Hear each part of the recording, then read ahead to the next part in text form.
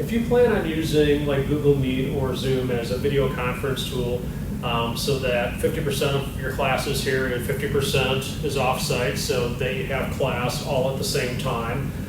You can do that, but there's a couple of options that you really need to consider, because it's not necessarily a very easy thing to do. You know, if you're at home through Zoom or Google Meet, very controlled environment. In a classroom, hardly any classrooms are really set up for like true video conferencing here. So you probably watched, you know, the couple of videos about how to use like Google Meet and Zoom for recording in the classroom.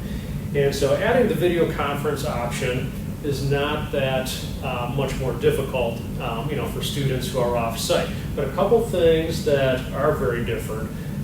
You know, first, the biggest thing doesn't necessarily have to do with video, but it has to do with audio. And so when you're connecting to the Carthage system, especially, or the Carthage systems, because, you know, let's say like there's 7 or 8 different flavors of classrooms, you really have to pay attention to the audio output. Where is it going?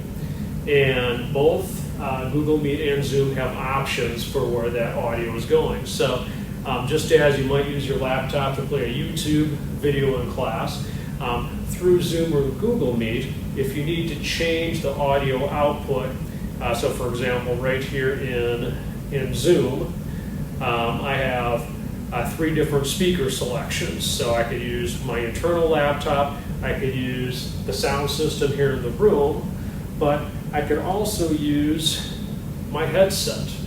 If I had a headset to combat kind of like the ambient noise, a lot of the labs have issues with a lot of ventilation here on campus, so I might need something like this, you know, for the specific microphone. So I might want the microphone connected through here, but the audio going someplace else. And so that's something that you'll probably have to figure out what works best for you with your laptop in the room that you're in.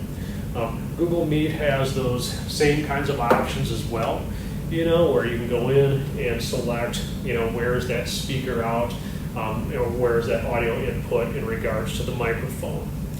If you choose to record, not the lecture, but kind of like that class as a whole, one of the things that I want you to have in the back of your mind, oh, my battery's running low here. One of the things that I want you to keep in the back of your mind is obviously like FERPA rules and regulations, where the best advice, you know, if you are using it as video conferencing, you know, maybe you want to record just the lecture portion, but not like the class discussion back and forth piece. You know, that way there's not any FERPA violations. Or when you do record it, if there is that back and forth in that video recording, or if it is part of the class discussion, you are only going to release that video back like into Schoology, where it's only shared with the members of that class. It is not reused for the next semester, you know, with any of that content, or it's shared from Google Drive with specific permissions to the other members of that class, and once again, you know, not reused. You know, that way we're protecting, you know, the students in the class in regards to FERPA.